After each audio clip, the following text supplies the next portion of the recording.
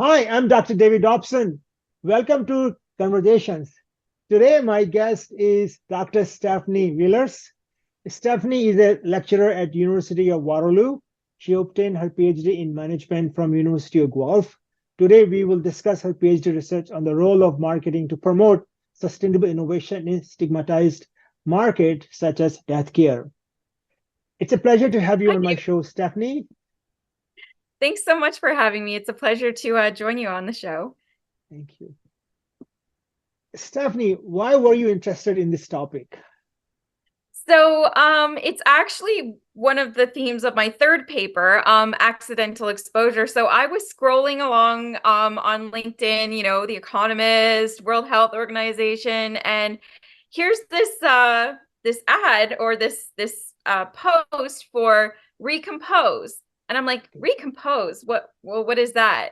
Mhm. So I clicked the link and it Yeah, brought me to the website. And of course, I'm reading all about this human composting. yeah, I'm thinking, okay, well, I'm into sustainability, but mhm. really like composting a corpse, that sounds kind of morbid. Yeah, And then I was like, well, the more I thought about it, I was like, but it's actually quite natural. yeah, Like, why would we consider this yeah, profane or weird? yeah, Even my own knee-jerk reaction as a mm, sustainability advocate was kind of like ick. yeah, But the more I thought about it, the more I was kind of intrigued and thought, well, what are some other ways that we're disposing of bodies and yeah, how do the typical ways that we yeah, we think of, how do those impact the environment? yeah, And so yeah, it was actually accidental exposure that just scrolling along on social media that yeah, kind of piqued my interest. yeah, yeah.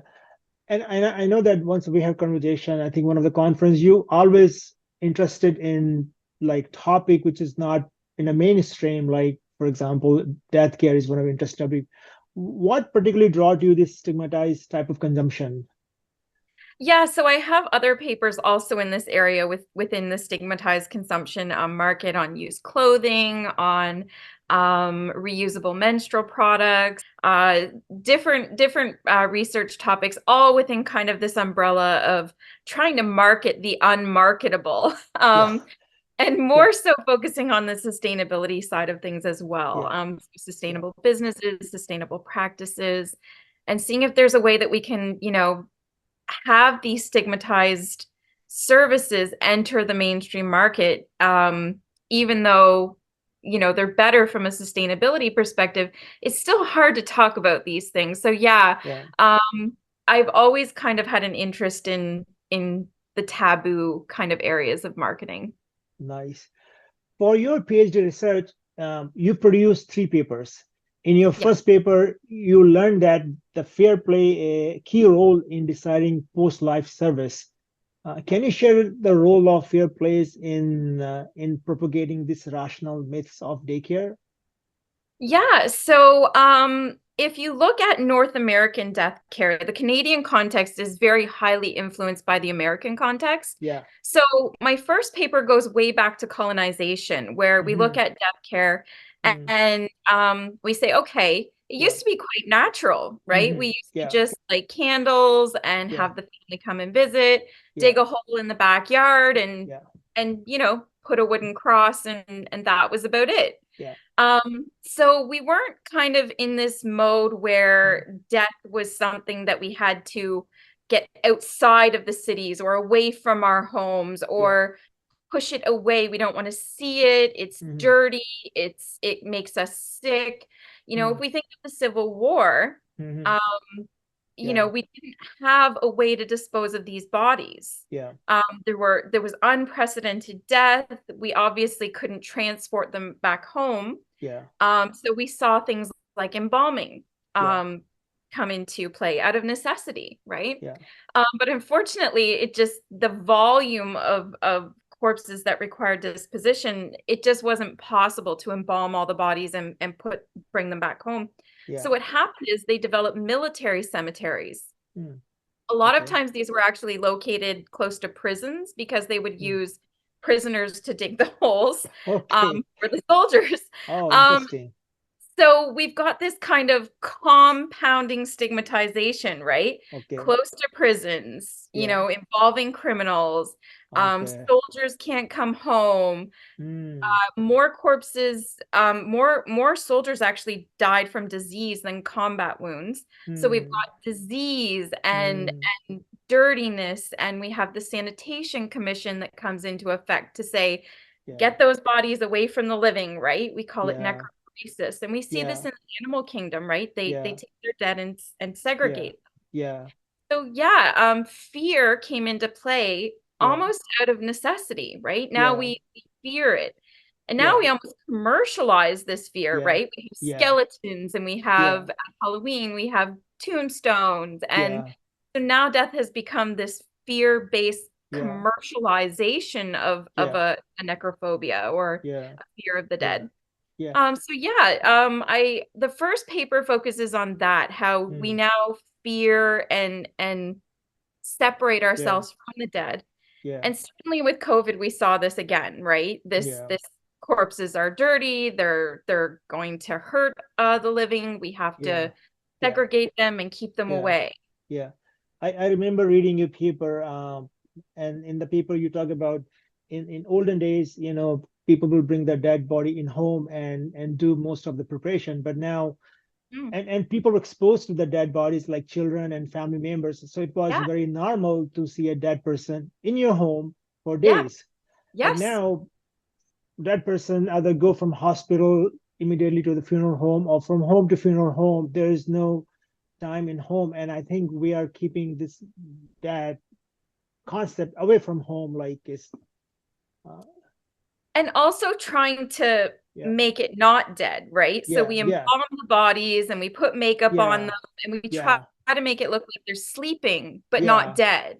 Because yeah, we don't want to actually be in the room with yeah, a dead corpse. We have to, right, make it feel and look yeah, and market yeah, it as though, they're yeah, peacefully sleeping. yeah, Um, yeah, yeah, so again, it's this odd way that we've come yeah, to kind of fear death and dying and the dead. yeah, yeah, yeah. And I think I also remember, I think somewhere you wrote in your paper was that it's also become like a big industry, what I mean? But there's also pressure people to really spend a lot of money, buying these expensive caskets or buying this, a whole arrangement, and it become like a big industry. Yeah, they say after your house and your Yeah, wedding that your funeral is one of your most expensive yeah, costs in life. yeah, yeah, A lot of people yeah, feel, yeah, because most people don't buy their own yeah, funerals, right? yeah, Most people don't pre-plan. So yeah, usually it's a bereaved loved one. And yeah, what's happened is the yeah, funeral homes have made us feel like the amount that we spend is a yeah, direct reflection of our yeah, relationship to that person. So yeah, if I love my mom, I will get yeah, her the mahogany casket, not a yeah, pine, yeah, because I want yeah, everybody to know that I spent 30,000 on the casket, not yeah, 10, because yeah, I'm a good daughter and I want yeah, everybody to know how much I yeah, loved my mom. yeah, So yeah, we have this very exploitive yeah, industry that's basically capitalizing on grief and yeah, yeah, commercializing the yeah, bereaved and the grieving process. So yeah, yeah, it's not just a matter of, you know, yeah, an urn hmm, and a yeah, cremation. It's a whole yeah, service with yeah, flowers and yeah, food and video yeah, montages yeah, and all of these things have a yeah, price tag. yeah. Yeah, and I'm sure it's a huge pressure a huge burden, as a matter of fact, for families who can't really afford this expensive uh, funeral service. Yeah, absolutely. And so that was one of the things that drew me to these more sustainable Yeah, options as well, is that yeah, it's all inclusive yeah, price. yeah, So people think that cremation is $800, but yeah, who's going to cremate without having an urn yeah, or a service or yeah, any of these additional things? yeah, yeah, When you and look yeah, at the different yeah, options, yeah, cremation is obviously the most popular. I think it's about yeah, 76% of the mm, world mm, population is cremated. yeah, Um, the average cost in America and North America for cremation is around $8,000, mm, whereas the average cost for recompose is around $6,000. So you're mm, actually having a cheaper option that's completely natural. Yeah. You can use the ashes to either rehabilitate a forest with Yeah. organic matter, Yeah. or you can put it in an urn exactly Yeah. like you would do with ashes. Right. Yeah. Um, so yeah, it was an interesting research paper. The first one, especially to look back at the history of kind of how Yeah. did we get here? Yeah. How are we in this situation where we're Yeah. spending so much money on Yeah. someone who isn't even alive to enjoy this huge Yeah. event that we're having in their honor? Yeah. Yeah. In your second paper, you learned that the accidental exposure to online content through electronic word of mouth can encourage sustainable deathcare innovation. Can you share how that can happen? I know you, in the beginning you mentioned your own accidental exposure. So Yeah. Yeah. So obviously this, are people looking online? What would I do once I die? Like, yeah, I know. I know. No, I certainly wasn't searching for it. It was definitely accidental. I'm still young enough that I'm not, I wasn't thinking in that in that area yet, thankfully. So yeah, so my second paper kind of took my own experience and tried to see, yeah, well, is this a way that we can maybe market this? Because yeah, certainly we can't go out and have radio ads and yeah, TV commercials, and I mean it seems wrong, right? yeah, Like it just yeah, seems like we shouldn't be doing that. There's yeah, certain things that we shouldn't be yeah, marketing, yeah, using our yeah, typical advertising yeah, yeah, mechanism. yeah, So I was looking at social media as a mm, way that maybe we could have mm, newspaper ads mm, or native ads or some yeah, type of organic or semi-organic kind of exposure, paid ads on social media, where if you were exposed to this, yeah, what would the feedback be? How yeah, would people respond to this? Was kind of the research question. And interestingly, I studied it over a longitudinal period of a few years. yeah, And what I would see is that people would actually advocate for the mm, service. So let's say okay, that they were browsing and they came across a New yeah, York Times article on yeah, Recompose. yeah, People would have negative feedback. And then mm, other opponents, after opponents would make these posts, mm, proponents would come and they would say, well, wait a mm, minute, it's actually natural, or wait a mm, minute, it's actually cheaper, or wait a yeah, minute, this is what happens anyways. Your body breaks down into, organic matter and yeah, feeds, the yeah, antelope and the grass and, the circle of yeah, life and the Lion King and all this yeah, stuff. yeah, Um, so you would actually see these comments where the negativity would be, followed by positivity. mm, And over time, mm, you would actually see that the mm, comments would become more positive over time, that the yeah, positive comments yeah, started outweighing the negative comments, both in yeah, terms of volume, so yeah, more comments, more yeah, positive than negative, mm-hmm, also in terms of sentiment intensity. So the yeah, negative ones, even when they yeah, were there, were becoming less and less negative in yeah, intensity, and the yeah, positive ones were becoming more and more positive in yeah, intensity. yeah, yeah. So in your third paper, kind of following up, you just talked about in your second paper, you learned that this controversial marketing tools, like such as you mentioned, native advertising or ad boosting on social media platforms, can encourage positive word of mouth to promote sustainable innovation.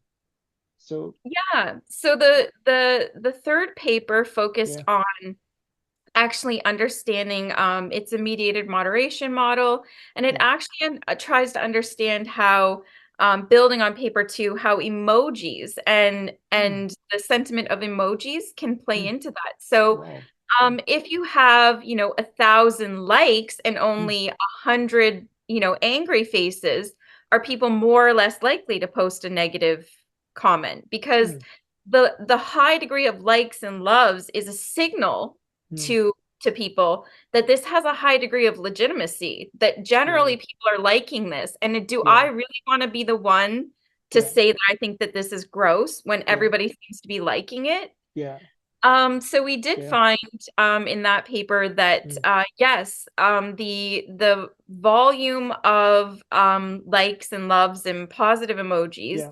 as well as the intensity of them. So Yeah. obviously more loves Mm. are more than, weighted more than more likes. Yeah. So the more intense the emotional Yeah. positivity of the Yeah. emoji reactions, Mm. the more that correlated with a positive comment and reply chain Yeah. to a post that you were exposed to on social media. Yeah. Yeah. And do you also think that because like traditional funeral, as you mentioned, like burial, for example, um, but now we have new generation, people are perhaps open to new ideas, as you mentioned. So perhaps do you think that there is a more possibility that people might consider alternative way of disposing? Yeah, so I can definitely see when I first started with the Recompose project back 5 years ago and doing research in this area, Hmm. they had what it was legal in one state, Yeah. Washington. Now Yeah. it's legal in I think 16 states and Oh, growing with wow. bills pending. Okay. So definitely seeing organic consumer-driven Mm. legislative change. You Okay. either have a policy advocate who's pushing it onto the policy agenda, Okay. or you have consumers who are pushing their Democratic or Republican representatives in their area to push this onto the policy agenda. So we're Okay. seeing a very grassroots growth Mm-hmm. in this kind of super niche market. Mm. But it has been in a short period. So in the Yeah. same short period Yeah. of my research, 5 years, we're seeing it proliferate legally throughout the Yeah. US, but we're Yeah. also seeing on social media a very broad shift towards Yeah. acceptance. So Okay. social acceptance of this, you know, Yeah. um, initially very controversial Yeah. corpse disposition. Yeah. Some of the Yeah. feedback that I was seeing in the initial Yeah. stages of the research were comments like Soylent Green, which is a Mm. dystopian movie about cannibalism. So Mm. it's Mm. kind of this idea of, well, we're going to take the cremains that are Mm. organic soil, the Mm. compost material from the human remains, and we're gonna put it in our gardens and grow tomatoes and then eat grandma. And it's like, no, that's still not legal. You also can't plant It's your, yeah. ashes and eat grandma. Um, so Yeah. It doesn't make so it's the same, right? It's either yeah. fire cremains Yeah. or there's water cremains that are Yeah. white. So the fire cremains are black, the water Yeah. cremains are white, and the Yeah. soil cremains are brown. Yeah. So what you do with them legally Yeah. and ethically is the same. You put them in Yeah. an urn, Yeah. spread them in the Grand Canyon, Yeah. you Yeah. dump them over the side of a boat, Yeah. Yeah. whatever you would do with the Yeah. ashes, you would Yeah. do with the soil. The Yeah. only difference is more options because with the soil, you can Yeah. put it into a Yeah. forest and Yeah. rehabilitate it after a forest fire or something like Mm. that because it's Mm. super nutrient rich organic matter. So Mm. uh, definitely, I would say initially when I first was seeing the comments and the feedback in social media, we're super negative. We have all these weird ideas of what's going to happen, and then as we go along, we kind Mm. of see this. Wait a minute, this is really natural. Wait a minute, like I can actually give back to the world and give Mm. back to a forest and rehabilitate it and grow a Mm. tree and Mm. all of these wonderful things for nature, Mm. kind of like Yeah. this idea of living beyond Yeah. your death. Yeah. We start to see all these different narratives, these beautiful Yeah. holistic Yeah. natural Yeah.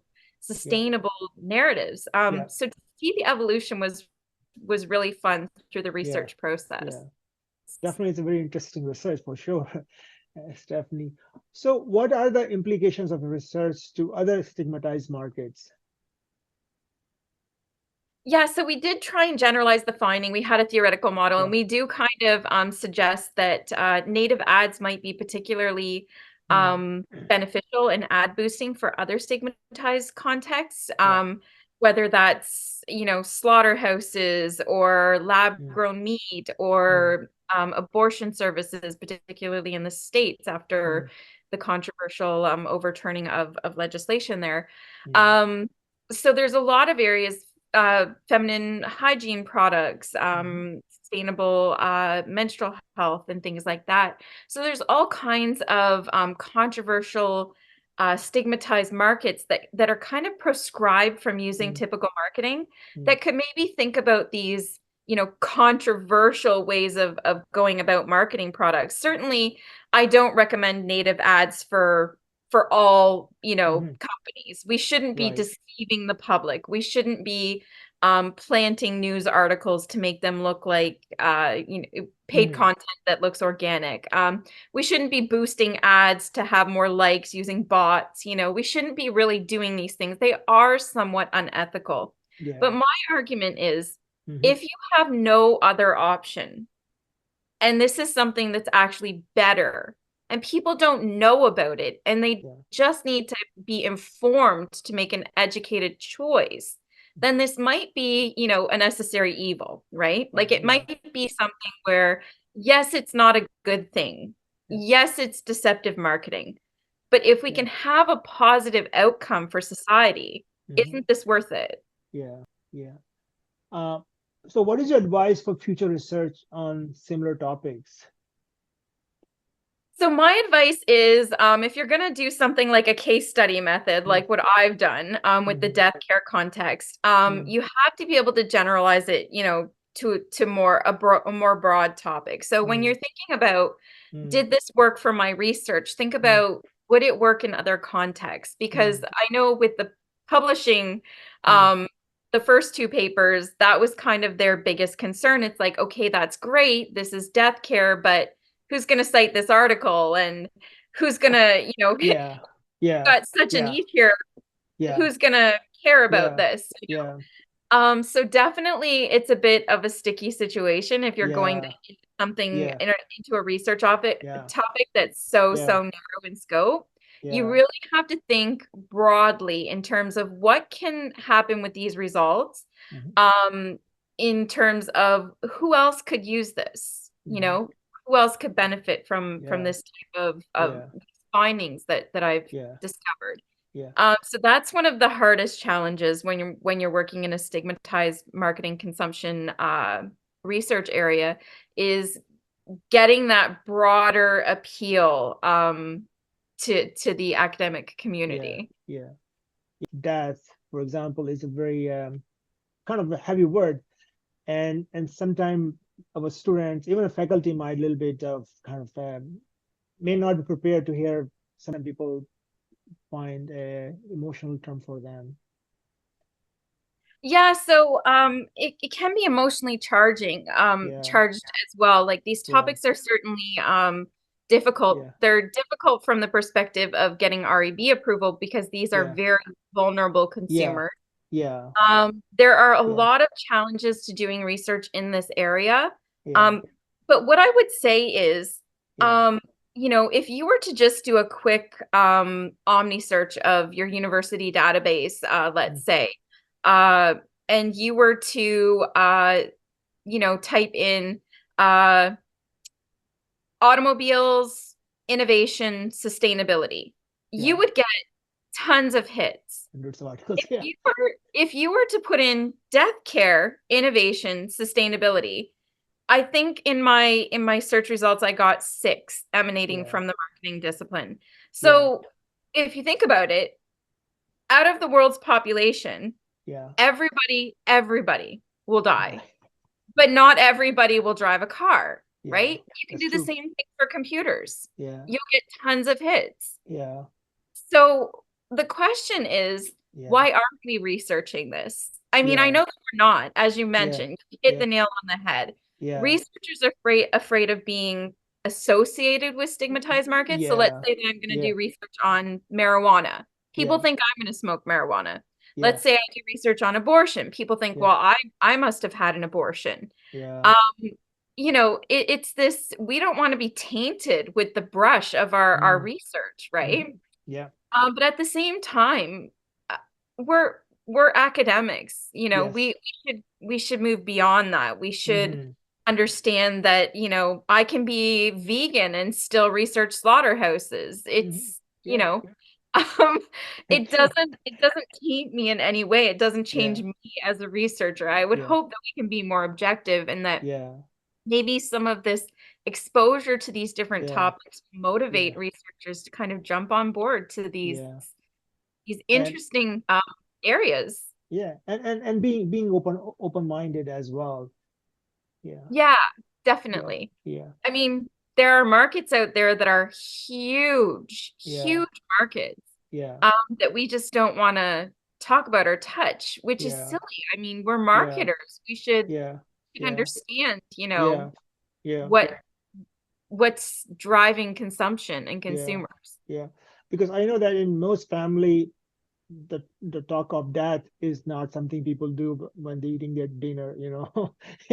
And it's pretty No. much quiet and hush hush. You know, I mean, like nobody talk about like, people want to stay away from the topic. So Yeah, I mean, that is something else that kind of I was finding in my research is, you know, this death avoidance. We yeah, certainly don't want to talk about it. Even if our yeah, parents are elderly, we're almost yes, in a denial phase yeah, about the fact that, you know, yeah, this is an inevitable yeah, natural thing. yeah, So we think yeah, if we don't talk about it, maybe it won't happen, mm, or it just makes us so uncomfortable or so yeah, sad that we don't want to yeah, talk about it. yeah. But it's also something that we should talk about We because there's should, a yeah, massive gap.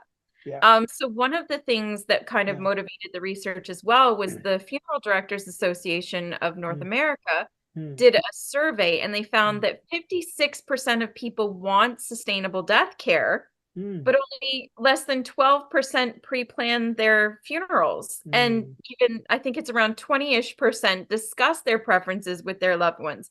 So mm, how can we know, you know, how yeah, can I know that my mom wanted to be yeah, recomposed if I don't know that it exists mm, and we never had that conversation? So there's this huge gap between mm, what our parents or our loved ones yeah, want and yeah, what we're actually doing for them. So we're yeah, not even honoring their wishes in death.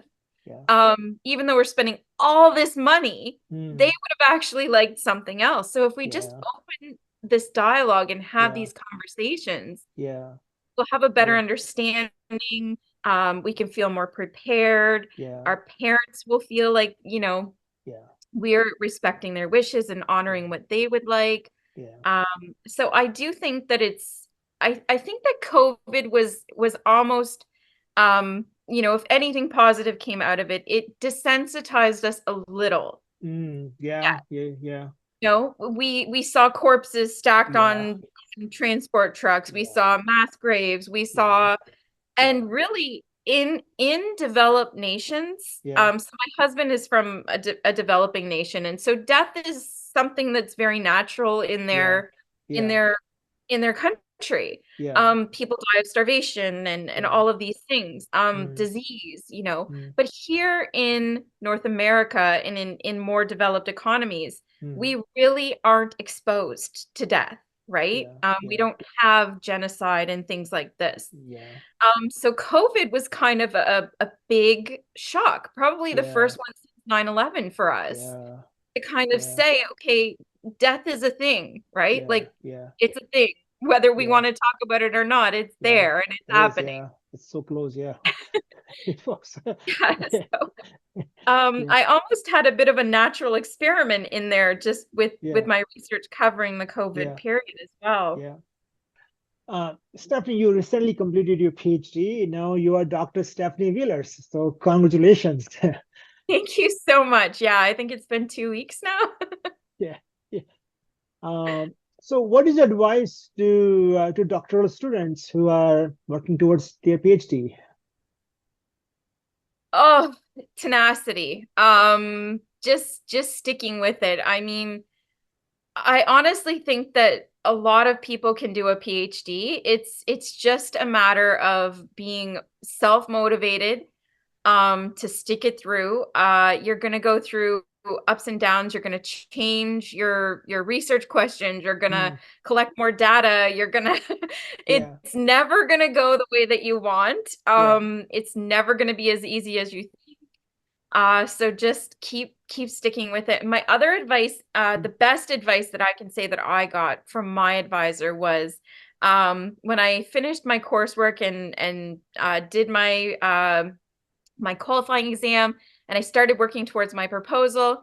I said, okay, well, I want to propose right away. And he's like, Stephanie, he's like, I am not letting you defend your thesis until you have 2 to 3 publications. And I said, what? I said, no. I said, like, I'll get publications after, like after my thesis is done. I'll use my papers to get yeah. publication. And he said, you will never get a job. You will never get a job unless you have publications before you finish. And Mm, I thought he was crazy. I was like, no way. Like I'll have a PhD, I'll get a job.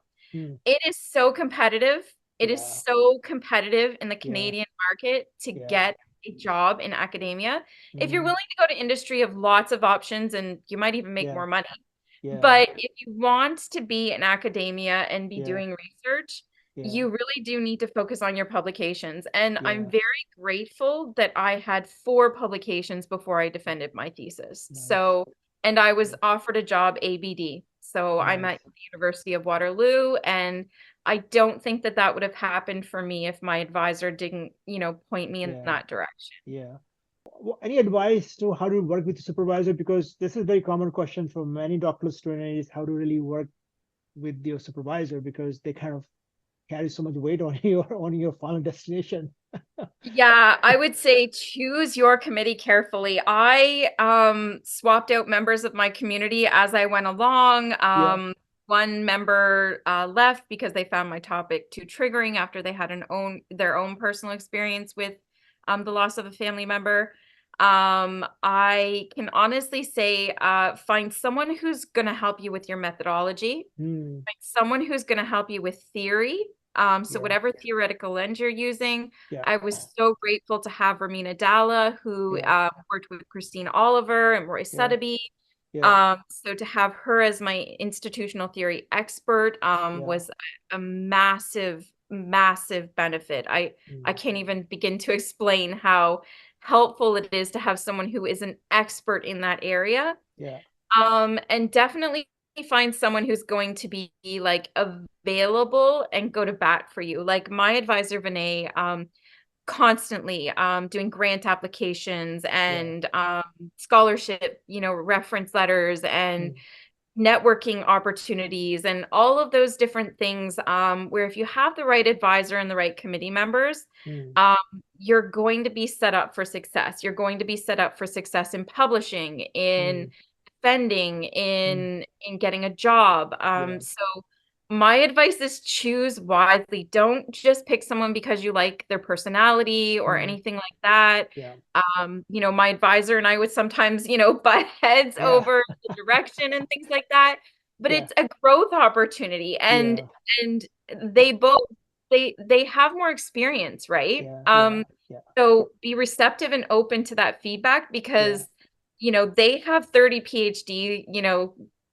graduates under their belt. Yeah. You're just one, you Yeah. know. That's true. We sometimes we compete for their time. We're waiting for Yeah, the response when they're going to reply to our for the yeah. feedback. Yeah, so I'm very lucky. I'm Vinay Kanatakar, my advisor, and Ramina Dalla, Yeah. my committee member. Yeah. Both of those two were, I could not have gotten through my PhD without their support. And the other thing that I would say is get involved in the academic community. I mean, I've been on the board for Yeah. ASAC, the Yeah. Administrative Sciences Association of Canada. Yeah. For the whole time I was doing my PhD, started Mm, off, in the role of coordinator, mm, e- editor, then chair in the mm, marketing division, then went on to serve on the actual board. mhm. Now I'm going to be running the conference next Nice. year in Waterloo. So get involved, review, volunteer to review for journals. It gives you a really good idea of Yeah. what they're expecting for publication. So Yeah. I found by being a good reviewer, it allowed Yeah. me to be a better, a better writer. Yeah. Yeah. So yeah, get involved in the community, attend conferences, network, all of those things. LinkedIn is so integral if Mm, you're looking for an academic position. at everybody that you meet, at everybody on LinkedIn. Um, yeah, follow journals, Yeah. things like that. Just Yeah. be Yeah. involved in the academic community. Thank you. Thank you for your time and for sharing your research, Stephanie. Yeah, thank you so much, David. It was such a pleasure. I absolutely loved having this opportunity.